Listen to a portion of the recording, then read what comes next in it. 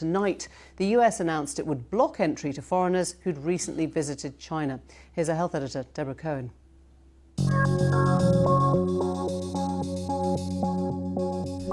It's official. The coronavirus is here in the UK.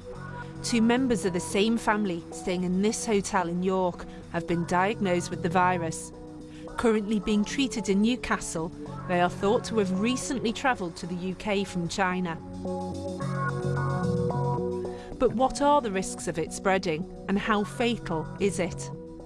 An estimate in The Lancet today suggested that each person with the novel coronavirus could infect about 2.6 other susceptible people on average without effective containment measures.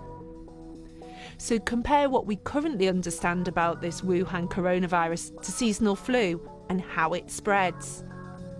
This is how seasonal flu spreads. And this is how novel coronavirus would spread.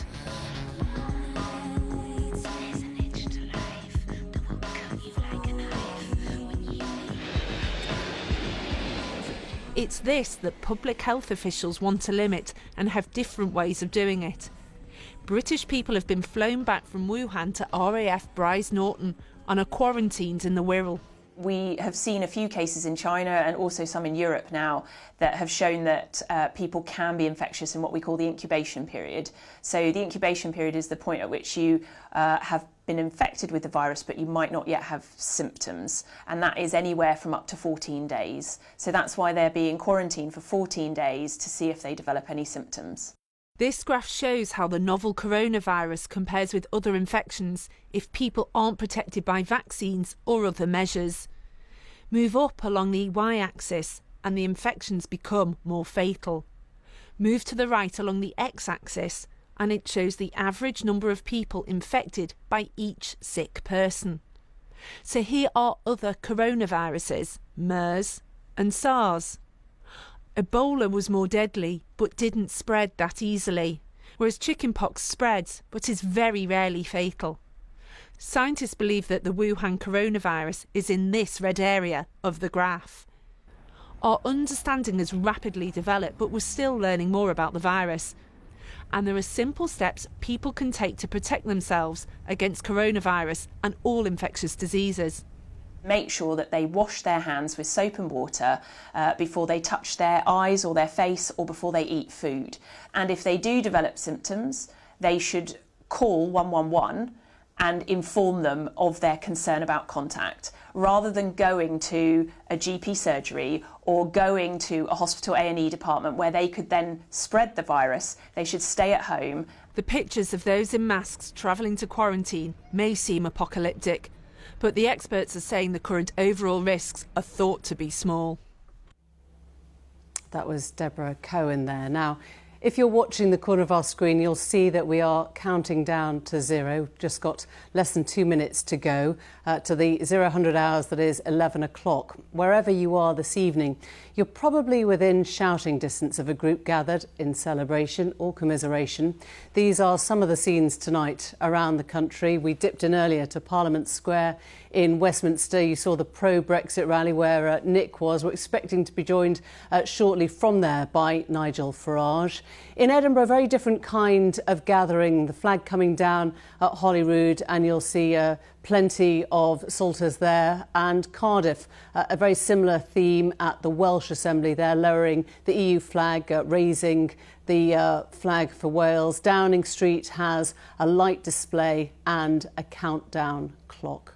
We have cameras in Cambridge, in Newcastle, in Lincolnshire, in Norwich, and we'll be dipping into some of those pictures as we go on. But we're joined tonight by the former Liverpool footballer John Barnes, the author Jeanette Winterson, and the Spike columnist Ella Whelan. We're all watching, glued right now, and we're going to come to our guests in a few moments for your sense of what it feels like when we pass that hour of 11 o'clock. But right now, with just a few seconds to go, let's watch history being made. This is Richard Tyson, Parliament Square.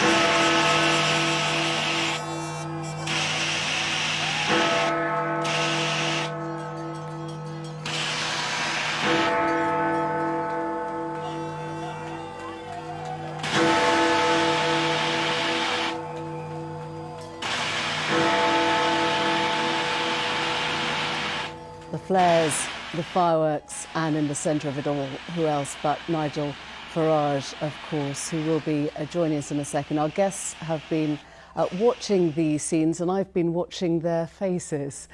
So let me start first with you, Ella, the Brexiteer amongst this panel. Your first sense?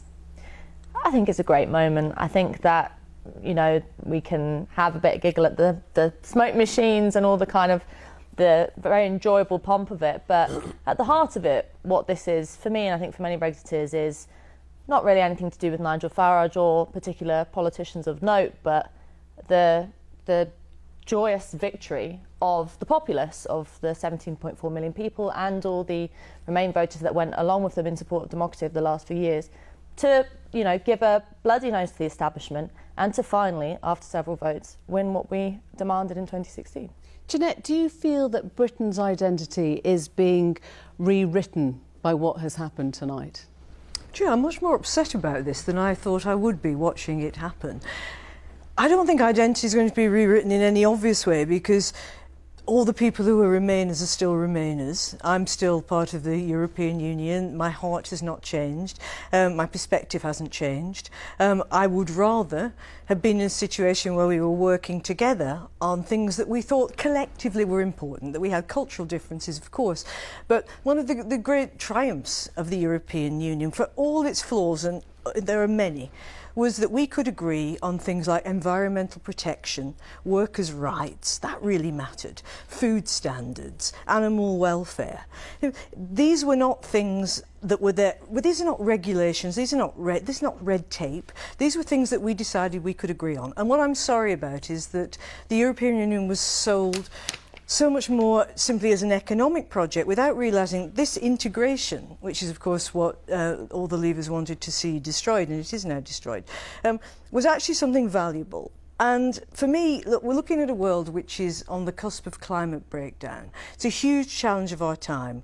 We're also standing in a world where artificial intelligence is going to be present in all of our lives. These are the big issues. We have wasted, from as far as I'm concerned, 3 million, what did Bloomberg say today? £200 billion in lost economy to the UK, which is more than we have paid into the EU since the 70s. So I'm looking at this and I'm thinking, for me, it's an expensive spirit in a waste of shame.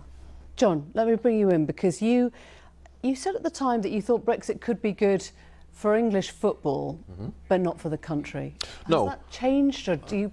Not at all. Not at all. It may be good for English football, but of course, just talking about what we just witnessed a couple of minutes ago, just reminded me of New Year, where we got very excited, and then we had the countdown, and at the end of it was just time for bed. Nothing has changed. Is that now a good we have thing less or a bad European thing? Union. I mean, well, I think it's a bad thing. But in terms of, and when you're talking about a victory is when they're proved to be right, and that's going to be done in 11 months or a year's time, when you can then see the benefits of us leaving the EU. There's no victory now, because either we're all going to be winners, because if it turns out to be the right move, whereby, you know, in terms of the economy going up and education and services improving, then the Brexiteers are all right. But if that doesn't happen, then we're all losers. What we don't know at the moment, Ella, is whether we will become smaller and more inward-looking, or global and more outwards-looking.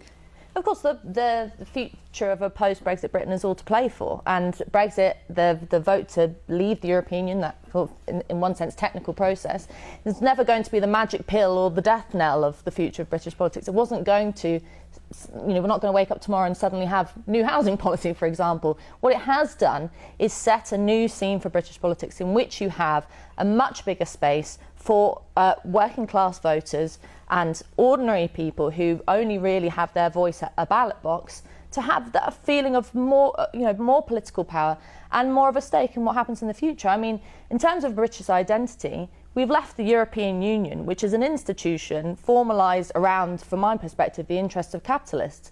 Outside of it, we can still very much be European. Do you call yourself European? Yeah, absolutely. My family's Irish, so I've got a particular stake in that. Can I just ask you a question here? You think that someone like Jacob Rees-Mogg, who's an ardent Brexiteer, isn't a capitalist?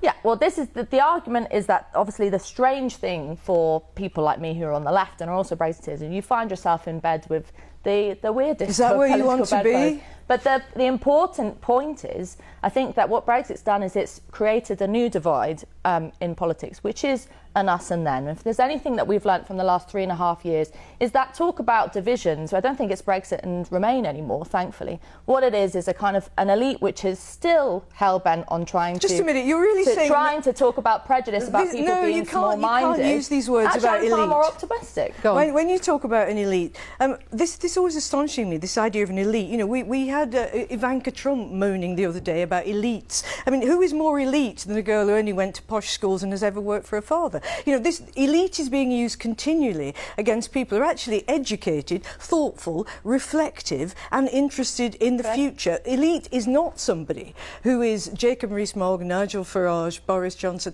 You know, these people are the establishment. Exactly, but the fact is, without wanting to rerun the referendum, because I think none of us want to do that, I certainly don't, you had the entirety of the political establishment, most of the banks, huge amount of celebrities for as much as they're worth, backing Remain, telling people that they had to vote Remain. Brexit was a huge revolt. It was a revolution. We're here to talk, when you talk about identity, I'm looking at Parliament Square, was that? I didn't see many people who looked like me.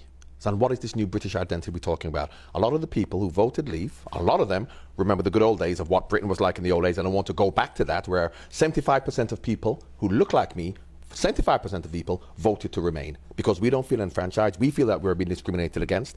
Not me, because I'm John Barnes, so that's fine, but I'm talking about people in the inner cities, black people, Muslims. They feel disenfranchised, and 75% of them voted to Remain. So the idea of an identity of who we are when we're talking about we have decided to go, and 60% in Scotland, 60% in Northern Ireland. So the whole idea of a new British identity, that's what's going to be important, because a British identity cannot go back to the old days in terms of what people wanted, and I think a lot of people who voted Leave are hankering for those days again. What about Scotland, though? Because it is quite a charge, and I've had anecdotally, I've had a very different experience. I struggle to meet the kind of rabid racist that Brexiteers get painted as.